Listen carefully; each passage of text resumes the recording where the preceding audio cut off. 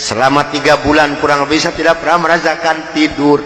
Hanya membolak-balik membaca arti daripada 2 ayat ini saja.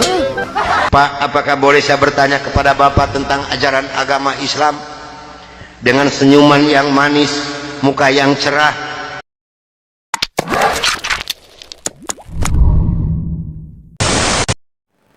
Ya, salam guys, senang bisa menyapa Anda pada kesempatan ini. Dan dalam bagian ini kita akan melihat yaitu salah satu kisah seorang mualaf, dan dia mengatakan bahwa dia seorang mantan misionaris, dan pada akhirnya dia mengambil keputusan untuk masuk ke agama Islam. Tetapi dalam narasi atau kalimat-kalimat yang dia ucapkan melalui kesaksian yang dia sampaikan di depan para jemaah, ada hal-hal yang janggal atau hal-hal yang tidak masuk akal di dalam beberapa kalimat yang dia saksikan kepada orang-orang yang mendengarkan pada saat itu. Langsung saja kita lihat apa yang dikatakan atau dinyatakan seorang mualaf ini. Mari kita lihat berikut ini. Berangkatlah dari Bandung jam 12 malam dengan sebuah kendaraan Kijang. Yang pegang sendiri sebelah kanan saya adalah Dr. Cornelis. Selama hidup saya memegang agama Nasrani, saya belum pernah mendengarkan adzan subuh. Saya mengontrak sebuah rumah yang besar khusus untuk penginjil. Yang punya rumah namanya Bapak Rosid. Beliau adalah seorang sarjana agama Islam yang mengajar sekolah dasar negeri. Kata Dr. Cornelis kepada saya, "Brur, karena Bro sebagai pemimpin dan ketua kami yang berhak dan berani untuk menanyakan masalah ini, tolong besok tanyakan kalau kita sudah nyampe di rumah kontrakan."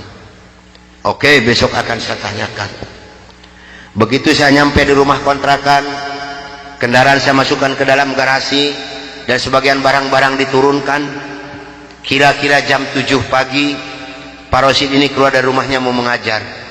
Karena kebetulan rumah yang saya kontrak dengan rumah beliau bersebelahan, hanya terhalang oleh satu jalan yang kecil. Begitu saya lihat beliau sedang menyalakan sepeda motornya, saya memberanikan diri menghampiri dan menyapa beliau.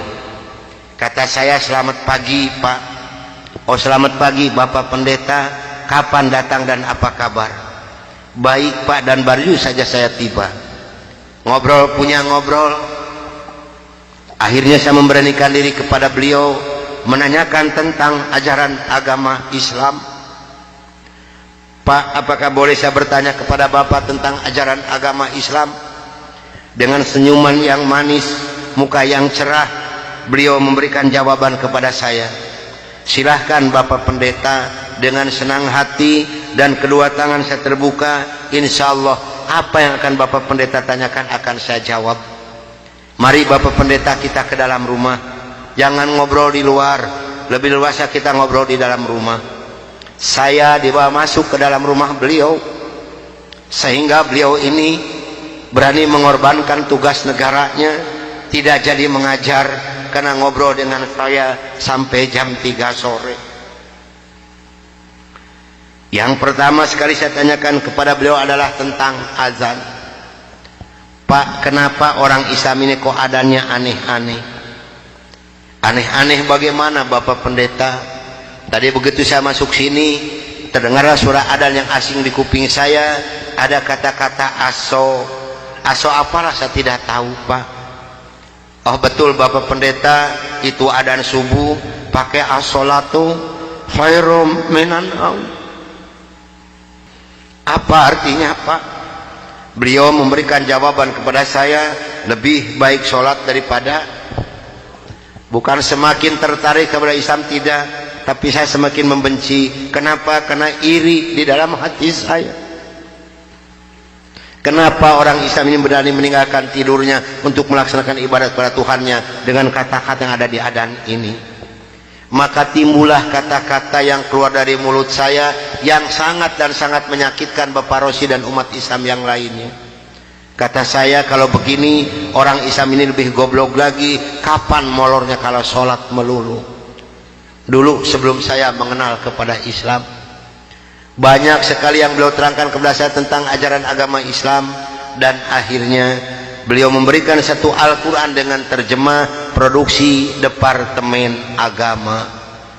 Kata beliau kepada saya, ini untuk Bapak Pendeta kalau memerlukan, tapi kalau tidak tolong kembalikan kepada saya.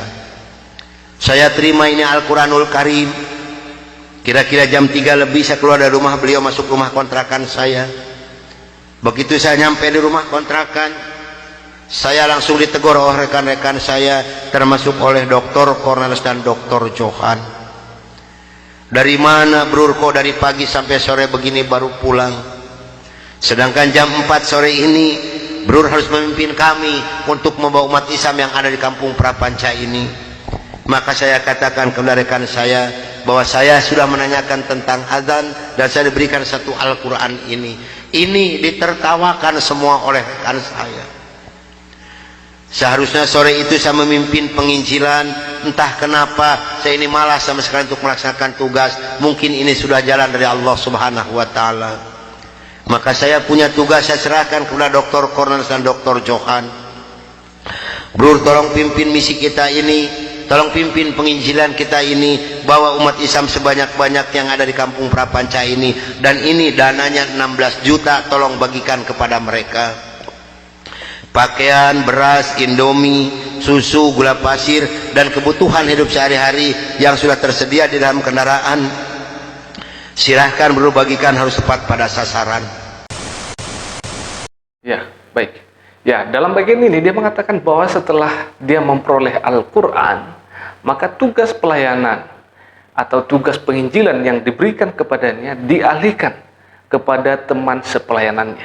Dan yang paling menarik dalam perkataan, dia mengatakan bahwa mereka dimodalin sebesar 16 juta. Wow, luar biasa. Uang 16 juta bukan uang yang kecil. Dan saya tidak yakin mereka dimodalin sebesar 16 juta. Bagaimana menurut teman-teman sekalian? Percaya enggak dia ini atau mereka ini dimodalin sebesar 16 juta? Kita tidak tahu itu tahun berapa. Tetapi saya dalam begini saya tidak yakin. Dan apalagi di sini tidak pernah mengatakan bahwa mereka dari organisasi atau dari lembaga misi tertentu. Itu yang pertama yang perlu kita tanggapi dari kesaksian seorang mualaf ini. Begitu saya akan membuka Al-Quran, terlebih dahulu saya berdoa dulu pada Tuhan saya yang saya yakini dulu. Bapa di dalam surga, dalam nama Tuhan Yesus Kristus, saya datang di bawah kaki-Mu Tuhan. Saya mohon petunjuk dan pertolongan daripadamu Tuhan. Tolong celikan mata hati saya dan bukakan mulut saya. Tolong celikan mata penglihatan saya dan bukakan alat pendengaran saya. Saya akan membaca kitabnya orang-orang kafir. Tapi semakin saya berdoa pada Tuhan saya,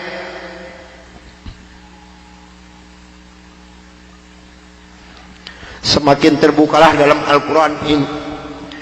Ini suatu keanehan yang nyata di dalam kehidupan saya. Karena saya bingung membuka Al-Quran ini dari mana pertamanya. Begitu saya membuka Al-Quran langsung surat Ali Imran.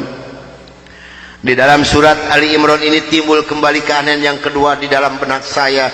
Kenapa dalam surat Ali Imran ini kok hanya 2 ayat yang diberi tanda merah, yang lain tidak ada? Yaitu Ali Imran 85 dan 102. Ini kalau ibu dan bapak percaya pada iman saya, selama 3 bulan kurang lebih saya tidak pernah merasakan tidur, hanya membolak-balik membaca arti daripada 2 ayat ini saja. Oke, baik. Dalam bagian ini mengatakan bahwa selama 3 bulan dia tidak pernah merasakan yang namanya tidur, tetapi kerjanya tiap hari dan tiap malam hanya membaca 2 ayat ini saja, tetapi dalam terjemahannya. Apakah saudara percaya dengan kalimat ini? Saya rasa pasti Anda percaya. Tetapi kalau Anda bodoh, ini sesuatu hal yang dihiperbola. Dan ya, ini juga adalah kebohongan. Tidak bisa dipercaya. Jadi teman-teman yang dikasihi oleh Tuhan, ini memang ada begitu banyak para mualaf yang membangun narasi-narasi. Mereka membangun kalimat-kalimat yang sangat tidak bertanggung jawab. Maka dengan itu kita perlu berhikmat. Setiap para mualaf yang memberikan kesaksian-kesaksian palsu, sekarang zamannya sudah terbuka dan kita bisa melihat apakah itu benar atau salah. Terima kasih, salam damai dan salam sejahtera untuk kita semuanya. Tuhan memberkati. Shalom.